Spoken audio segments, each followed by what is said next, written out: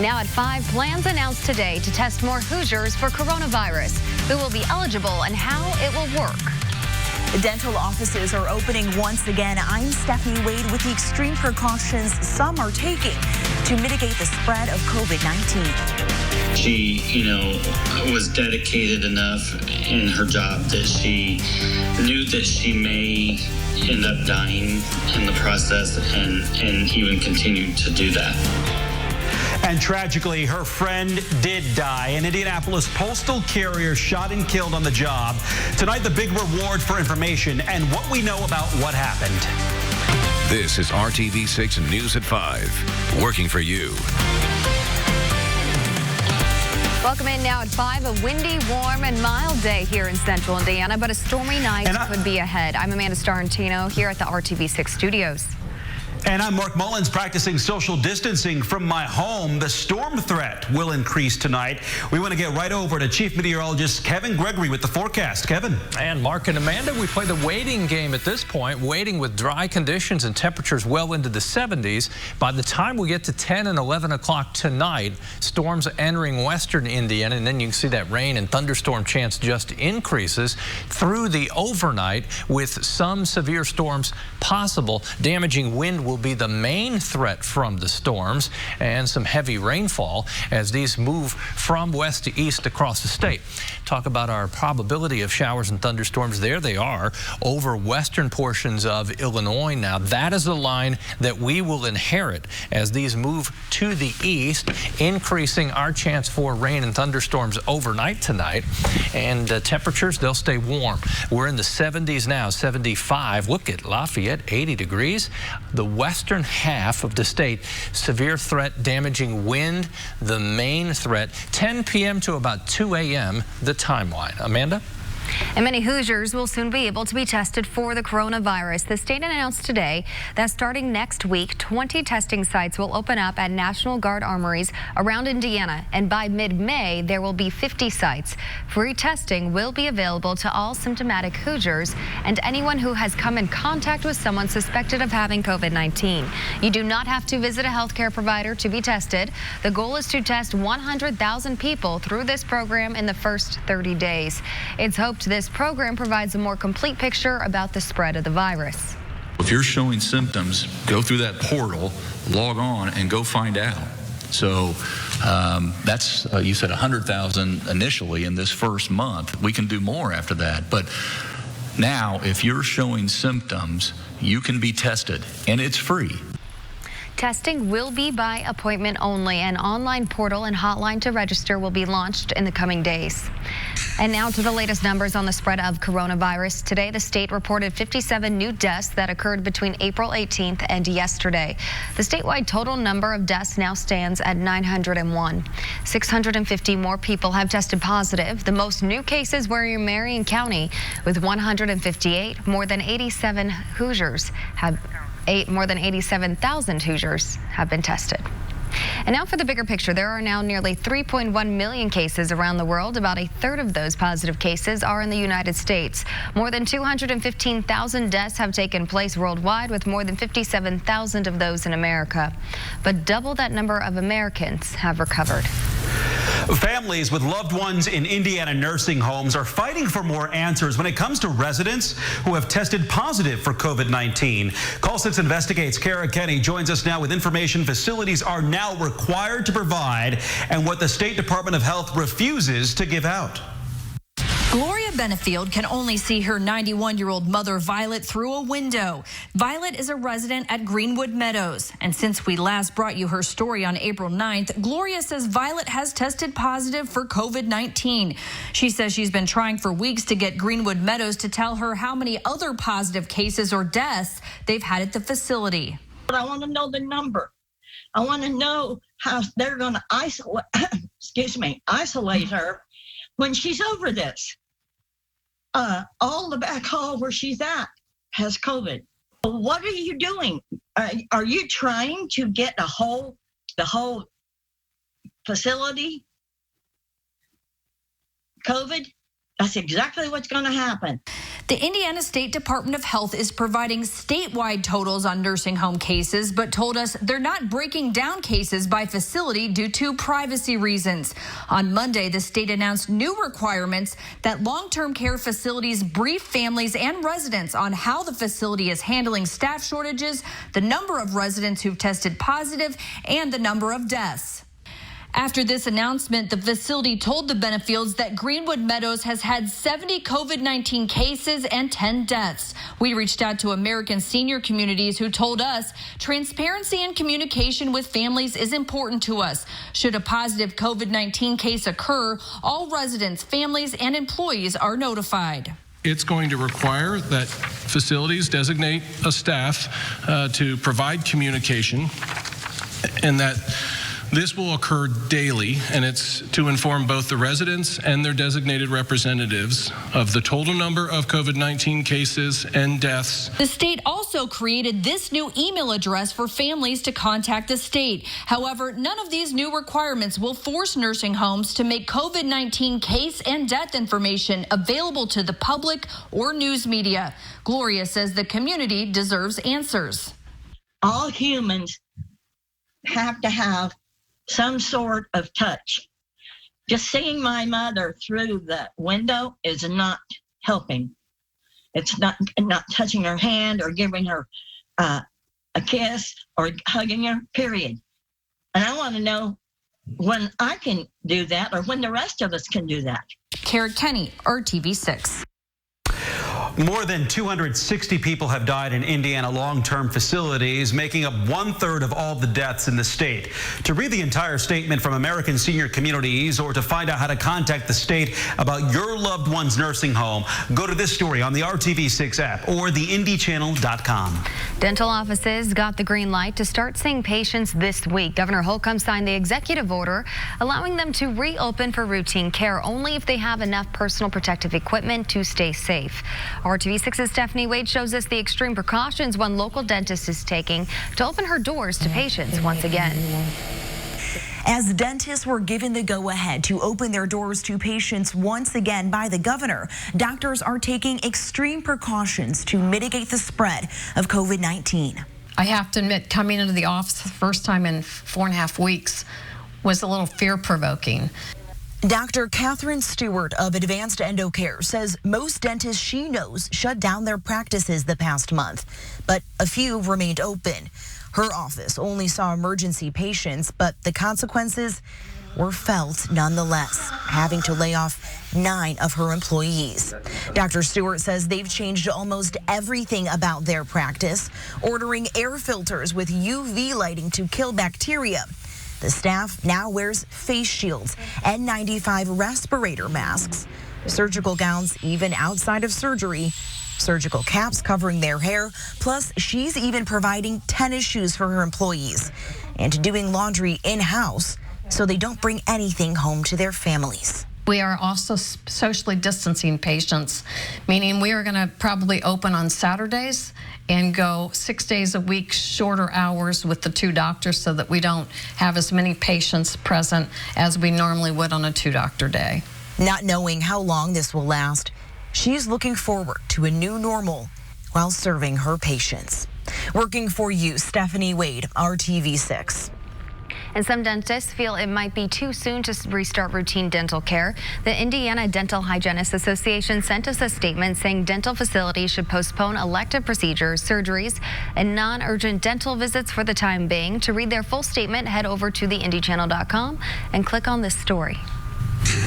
Tonight, the U.S. Postal Inspection Service is offering a reward of up to $50,000 for information leading to the arrest and conviction in the deadly shooting of a mail carrier in Indianapolis. 45-year-old Angela Summers was shot and killed around 4 o'clock yesterday on the 400 block of Denny Street on the east side near Sherman Drive and East Michigan Street. RTV6's Troy Washington is working for you to shine a light on just what this loss means to those who knew Summers. Lance Fisher held back tears talking about the loss of his friend, Angela Summers. It was very devastating, very heartbreaking. He grew up with the postal worker who, according to police, was shot on Monday afternoon on a route in broad daylight while just trying to do her job on the east side of Indianapolis. She is a very good person. She's very sweet, very caring. She was full of life, and she, just bubbly personality, and always looking out for others. Fisher describes Summers as the ultimate caretaker. According to him, Summers was a mother to a teenage daughter and willing to sacrifice it all in order to provide for her family. She shared some concerns via Facebook about her route and a situation that she was having. A situation he can't help but think might be tied to her murder. She, was dedicated enough in her job that she knew that she may end up dying in the process and even continued to do that. With the FBI, IMPD, and the U.S. Inspector's Office all looking to crack the case, Fisher is just hoping that whoever pulled the trigger has a change of heart and comes forward so that those who love Summers can find closure and start the healing process. Working for you on the East Side, Troy Washington, RTV6. Such a sad story there. Thank you, Troy. At 6, we will hear from the National Association of Letter Carriers in Indianapolis on how they are coping during this loss and their plans to help the Summers family through this tough time. Metro Police are also asking for your help in tracking down the driver wanted in a hit and run that critically hurt a man. This happened Sunday just after 6 o'clock on the 1800 block of East 80th Street on the north side near Oakland Road. Police say Greg Pitzer pulled his vehicle into a driveway and got out to pick up something left at the side of the road and was hit by an SUV. Police say the vehicle is a white 2014 to 2016 Jeep Grand Cherokee that looks like this. Investigators say it should have extensive damage on the passenger side. Pitzer suffered serious internal injuries and remains in critical condition. If you have any information, please call Crime Stoppers. That number is 317-262-TIPS. And federal regulators are sounding the alarm nearly 2 years after the July 2018 deadly duck boat incident that killed 17 people, including 9 members of an Indianapolis family. Today, the National Transportation Safety Board disclosed that the Coast Guard is asking for the removal of canopies from the vessels. The canopies and overall boat design contributed to fatal incident in Branson, Missouri. 9 members of Tia Coleman's family, including her husband and 3 children, were killed in the disaster. They shouldn't resume in the future because even if they can make them safe on the water, they are still hazards on the land. They were designed to invade countries from the sea. They have no application on America's roads, streets, and waterways. Since the accident in Branson, Ripley Entertainment has suspended operations of its boats. The company is facing multiple lawsuits. We reached out to them and we're waiting for comment. And still ahead on the news at 5, hiring Hoosiers. The city of Indianapolis has some jobs that need to be filled. And making the best of these difficult times, the company that shifted its focus and actually had to hire more employees. Kevin. And thunderstorms are our focus. They're lining up in Illinois. A watch is likely in portions of Illinois. We'll inherit the storms later tonight. I've got the timing and what comes after. Apply online today. Our Hiring Hoosiers initiative keeps you informed about all kinds of developments in the job market.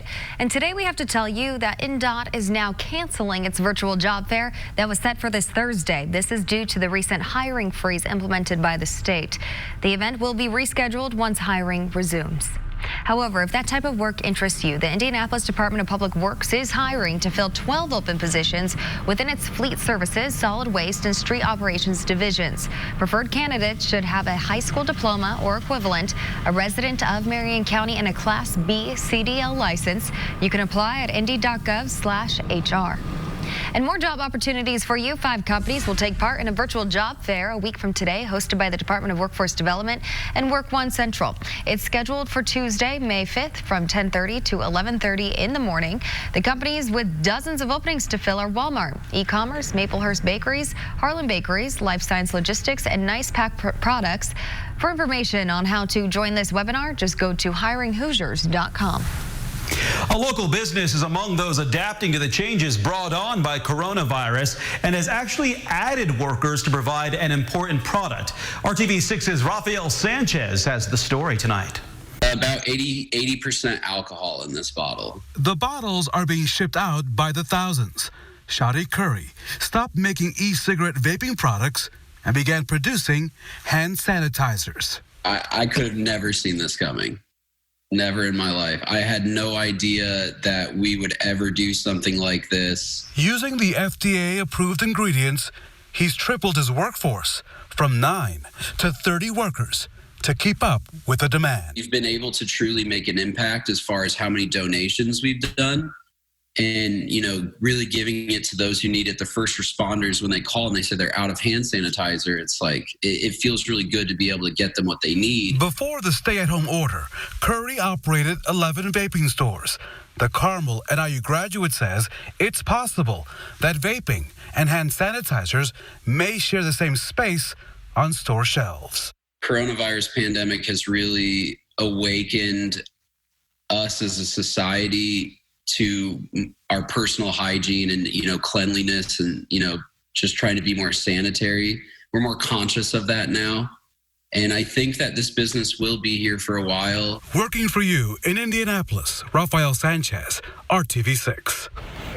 Well, on its website, Sugar Creek is accepting requests from first responders in need of sanitizers. Their website is sugarcreeksanitizer.com. In the past 3 weeks, the business has donated more than 4,000 1-ounce bottles of sanitizers. Now to your Storm Team 6 forecast here on this Tuesday. And Kevin is in studio tonight due to the possibility of severe weather later this evening. But first, Kevin, you've got something special you want to show to us tonight, something fun? I think you might enjoy seeing this. Look what showed up at a friend's house in Avon. Look at the little ones running around on his deck. They were playing around the gazebo. The fox showed up to play, and in the last couple of years, they've been around at different times. A whole family on the move. They will find some cover later tonight as the storms move through. From Illinois, these are thunderstorm watches back through Missouri. You get into portions of Kansas, Oklahoma, and Arkansas. Tornado watch there. First time in a while we've had any severe weather threat. Here's the line of storms right now moving to the east at about 35 miles per hour. I was timing that out. It'll come close to the state line when we get to 9 o'clock tonight, between 9 and 10, let's put it that way. But often these will pick up speed as they move along, and we may see some other thunderstorms develop out ahead of that.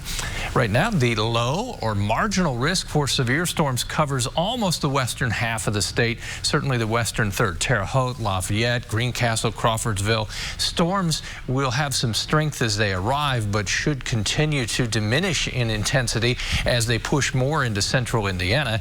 The threat greatest with wind damage, and as far as hail and tornado threat, those are on the low side. 80 degrees right now in Lafayette. We've pumped the warmth in here out ahead of the storms. Those storms will mark the transition to much cooler temperatures. Say hello to Sammy. Uh-oh. I'm sorry, Sammy. I covered his eyes.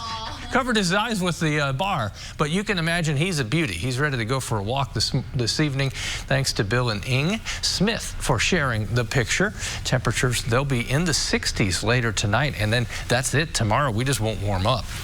9 o'clock, thunderstorms right along the state line. By 11, you can see entering western Indiana, Terre Haute to Lafayette. 1 o'clock in the morning, widespread rain and thunderstorms. Some of the rain heavy, a few of the storms strong to possibly severe, but then you see it continues to fan out and lose intensity through the overnight hours. During the morning hours tomorrow, temperatures upper 50s will hold on to periods of rain, especially through the first part of the day. Temperatures struggle just to move 3 or 4 degrees through the afternoon. Thursday, cool, wet, 54 degrees, coolest in my forecast. Then as we go to the weekend, we start to gain momentum. First weekend of May. Saturday, 74, mild again. Temperature on Sunday, 72, but with a chance for thunderstorms. Good things come to those who wait on the way. And we are waiting. Thank you, Kevin. The skies won't be quite as colorful over some cities this 4th of July holiday. Another Indiana community pulls the plug on the fireworks display. Keller and Keller. Another community is calling off fireworks this year due to coronavirus concerns and the need for social distancing. Beech Grove is taking steps to not hold its annual fireworks display on July 3rd. Mayor Dennis Buckley is recommending the Board of Public Works and Safety not issue a permit for the display. They're looking forward to their return in 2021. The mayor of Anderson has also canceled this year's display. And not canceled, but postponed, the Indianapolis Zoo today announced Zubilation will take place on Friday, August 14th. Instead of June 12th, Zubilation is the largest black tie fundraiser in the state. And the COVID-19 pandemic and all of the changes has taken a toll on us. Tonight at 6, how you can manage the stress so you can better take on this new normal. And we'll leave you with this live look outside. Looking north from our downtown weather camera, you can see the clouds rolling in, but hopefully you get to enjoy the beautiful warmth and sunshine we've had today and this evening. We'll be back for the news at 6.